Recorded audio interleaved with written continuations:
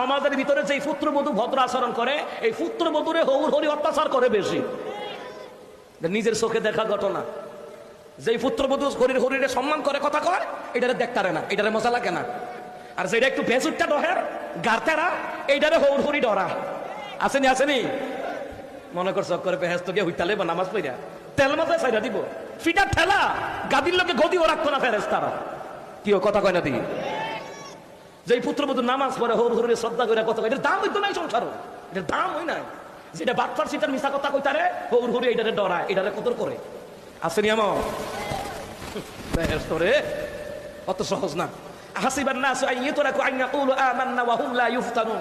আল্লাহ কয় ঈমান আনছো বলে আমি ছাইরা দেব না, পরীক্ষা করব, পরীক্ষা করব, পরীক্ষা করে দেখবো তুমি জান্নাতের উপযুক্ত কিনা। কোম্পানিতে মানুষ ইন্টারভিউ দেয়, কেন দেয়? কোম্পানির মালিকটা ইন্টারভিউ নেয়, এই চাকরির উপযুক্ত কিনা ইন্টারভিউ এই জন্য নেয়। কথা কথা ঠিক কিনা? আল্লাহ কয় জান্নাতে যাওয়ার উপযুক্ত কিনা ইন্টারভিউ নেওয়ায়া, পরীক্ষা নেওয়ায়া, এরপরে কথা কার? সমাজের ভিতরে যে পুত্রবধূ ভদ্র আচরণ করে, এই পুত্রবধূরে হৌর হরি অত্যাচার